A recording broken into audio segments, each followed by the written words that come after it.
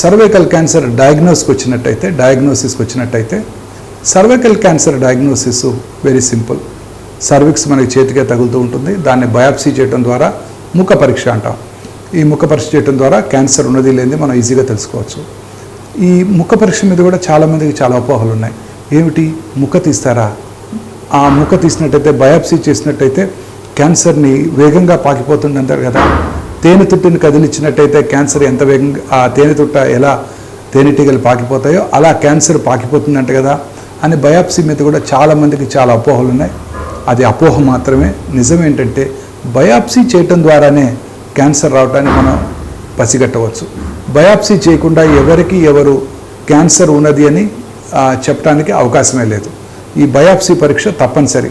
ఎక్కడ క్యాన్సర్ వచ్చినా సరే, ఓరల్ క్యావిటీలో కానివ్వండి, బ్రెయిన్లో కానివ్వండి, లంగ్లో కానివ్వండి, లివర్లో కానివ్వండి, స్టమక్లో కానివ్వండి, ఐదర్ డైరెక్ట్ బయాప్సీ లైక్ గర్భసంచి ముఖద్వారం దగ్గర, స్టమక్ కోలంలో అయితే ఎండోస్కోపిక్ కొలనోస్కోపీ బయాప్సీ, లివర్లోను లంగ్లో అయితే percutaneous CT scan guided biopsy చేయడం ద్వారా క్యాన్సర్ని డయాగ్నోస్ చేయవచ్చు. సో బయాప్సీ చేయడం వల్ల క్యాన్సర్ పాకటం అనేది ఉండదు. ఇది పూర్తిగా అపోహ మాత్రమే. అనేక రకాలైన సర్వైకల్ క్యాన్సర్స్ కూడా ఉన్నాయి. 80 to 90% స్క్వామస్ సెల్ కార్సినోమా చూస్తుంటాం.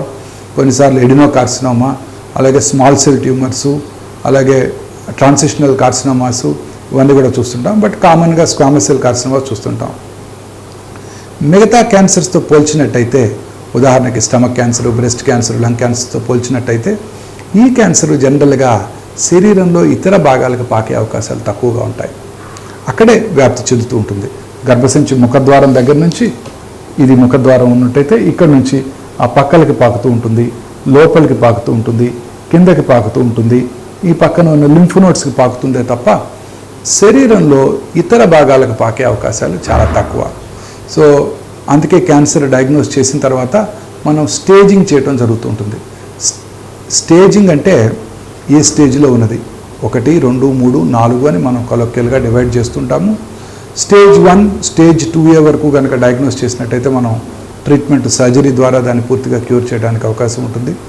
Stage 2B, 3A, 3B, 4A వరకు కూడా రేడియేషన్ కీమోథెరపీ ద్వారా క్యూర్ చేయడానికి అవకాశం ఉంటుంది. స్టేజ్ 4B అంటే వెరీ అడ్వాన్స్ డిసీజు. శరీరంలో ఇతర భాగాలకు పాకిపోయినప్పుడు ఓన్లీ కీమోథెరపీ లేదా టార్గెటెడ్ థెరపీ లేదా ఇమ్యూనోథెరపీ ద్వారా వారి లైఫ్ స్పాన్ని పెంచడానికి అవకాశం ఉంటుంది. So early stage cancer, stage 1B, 2A కనుక మనం చూసినట్టయితే చాలాసార్లు ఈ స్టేజ్లో ఈ మధ్యకాలంలో చూస్తున్నాము. వీళ్ళందరికీ కూడా రాడికల్ హిస్టరెక్టమీ అంటే గర్భసంచి మొత్తం పూర్తిగా అది ఎక్కడికైతే పాకటానికి అవకాశం ఉందో లింఫ్ నోడ్స్ అన్నీ కూడా పూర్తిగా తీసివేయటం ద్వారా దీన్ని క్యూర్ చేయవచ్చు. సో దీన్ని ఇంతకు ముందు కాలంలో పెద్దగా కోత కోసి ఈ సర్జరీ చేయడం జరుగుతూ ఉండేది. ఈ మధ్యకాలంలో దీన్నే మినిమల్లీ ఇన్వేజివ్ పద్ధతిలో, కీహోల్ పద్ధతిలో చేయడం జరుగుతుంది. ఈ కీహోల్ పద్ధతిలో గర్భసంచి ముఖ ద్వారా క్యాన్సర్ ఆపరేషన్ చేసినప్పుడు జస్ట్ 5 హోల్స్, అంబిలికస్ దగ్గర 1 హోలు కెమెరాకి, right hand side, right side 2 holes, left side 2 small holes, 5 mm holes, అన్నీ కూడా 5 mm హోల్స్ పెట్టేసేసినట్టయితే ఈ హై డెఫినిషన్ ఇమేజ్ 1 3 డైమెన్షనల్ కెమెరాస్ని మనం లోపల పెట్టినప్పుడు మనం నేకెడ్ ఐతో చూసిన దానికన్నా ఈ కెమెరాతో చూసినప్పుడు 10 to 16 times magnified image operation theatre screen మీద మనం చూస్తున్నట్టయితే క్యాన్సర్ వచ్చిన భాగము, అది ఎక్కడికైతే పాకటానికి అవకాశం ఉందో లింఫ్ గ్లాండ్స్ని కూడా చాలా స్పష్టంగా క్లియర్గా విజువలైజ్ చేయడం జరుగుతుంది. క్యాన్సర్ సర్జరీలో ముఖ్యమైన పార్ట్ ఏంటంటే క్యాన్సర్ని దూరంగా తొలగించేయటం. పెద్దగా కోత కోయటం ద్వారా మనం అసలు ఆ క్యాన్సర్ని కన్నా చూసిన దానికన్నా 10 to 15 times మ్యాగ్నిఫైడ్ ఇమేజ్ ఈ మినిమల్లీ ఇన్వేసివ్ పద్ధతిలో చూడటం జరుగుతూ ఉంటుంది. సో తద్వారా మనం క్యాన్సర్ వచ్చిన భాగము, అది ఎక్కడికైతే పాకటానికి అవకాశం ఉందో లింఫ్ గ్లాండ్స్, వాటన్నిటిని కూడా పూర్తిగా తొలగించి వేయడానికి అవకాశం ఉంటుంది. ఇది మినిమల్లీ ఇన్వేసివ్ పద్ధతి ద్వారా చేయటం ద్వారా వచ్చే మేజర్ అడ్వాంటేజ్. ఇంకొక ఇంపార్టెంట్ అడ్వాంటేజ్ ఏంటంటే ఈ క్యాన్సర్ ఆపరేషన్ చేసినప్పుడు దాని ముందుగా ఉండే, అంటే సర్విక్స్కి ముందు ఏముంటుంది, యూరినరీ బ్లాడర్ ఉంటుంది.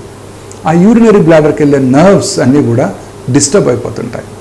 ఈ మ్యాగ్నిఫైడ్ ఇమేజెస్ చూసినప్పుడు ఆ నర్వ్స్ని ఐడెంటిఫై చేసి వాటిని ప్రొటెక్ట్ చేయడానికి అవకాశం ఉంటుంది.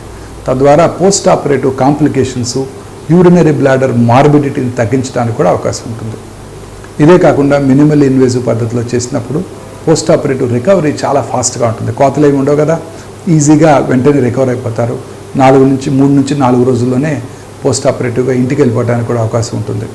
సో అందుకని ఈ మధ్యకాలంలో గత 15 సంవత్సరాలుగా మనం ఈ గర్భసంచి ముఖద్వార క్యాన్సర్స్ అన్నీ కూడా ఈ లాప్రోస్కోపీ పద్ధతి ద్వారానే నిర్వహించడం జరుగుతూ ఉంది. కొన్నిసార్లు రేడియేషన్ ట్రీట్మెంట్ తీసుకున్న తర్వాత అంటే అడ్వాన్స్డ్ క్యాన్సర్స్లో పూర్తిగా క్యూర్ అవ్వకపోయినట్టయితే పోస్ట్ రేడియేషన్ సర్జరీ కూడా చేయడం జరుగుతుంటుంది. అప్పుడు కూడా ఈ రాడికలిస్టెక్టమీ చేయడం ద్వారా దాన్ని పూర్తిగా క్యూర్ చేయవచ్చు. రేడియేషన్ ద్వారా పూర్తిగా క్యూర్ అయిపోతే ప్రాబ్లమే లేదు. పూర్తిగా క్యూర్ కానప్పుడు మనం మళ్ళీ రేడియేషన్ అయిపోయిన తర్వాత రీఎవాల్యుయేట్ చేసి క్యాన్సర్ ఇంకా కనుక ఉన్నట్టయితే, రెసిడ్యువల్ ట్యూమర్ కనుక ఉన్నట్టయితే సర్జరీ చేయడం జరుగుతుంది. కొన్నిసార్లు లేట్ స్టేజ్ క్యాన్సర్స్లో రేడియేషన్ ఇచ్చినప్పటికీ కూడా ట్యూమర్ రెక్టమ్ని అంటే గర్భసంచి ముఖద్వారం వెనకాల మలద్వారం రెక్టమ్ ఉంటుంది, ముందు పక్క యూరినరీ బ్లాడర్ ఉంటుంది. రెక్టమ్ని కానీ బ్లాడర్ కానీ ఇన్వాల్వ్ చేసినట్టయితే వాటిని కూడా తీసివేయడం జరుగుతుంటుంది. బ్లాడర్ కూడా తీసివేసినట్టయితే యాంటీరియర్ పెల్విక్ ఎక్సెంట్రేషన్ అని, రెక్టమ్ కూడా తీసివేసినట్టయితే పోస్టీరియర్ పెల్విక్ ఎక్సెంట్రేషన్ అని, 3 కూడా కొన్నిసార్లు అవసరమైతే తీయవలసి అవసరం ఉన్నప్పుడు పెల్విక్ ఎక్సెంట్రేషన్ అని అంటాం. ఇవి కూడా జనరల్గా చేయడం జరుగుతుంది. జనరలీ పోస్ట్ రేడియేషన్ ఫెయిల్యూర్స్లో ఈ సర్జరీస్ చేయడం జరుగుతుంటుంది. ఇవన్నీ కూడా ఈ మధ్యకాలంలో మినిమల్ ఇన్వేసివ్ పద్ధతిలోనే చేయడం జరుగుతూ ఉంటుంది. లేట్ స్టేజ్లో కనుక్కున్నప్పుడు అంటే stage 2B, 3A, 3B, 4Aలో radiation చికిత్స ద్వారా ఈ క్యాన్సర్ని క్యూర్ చేయడానికి అవకాశం ఉంటుంది.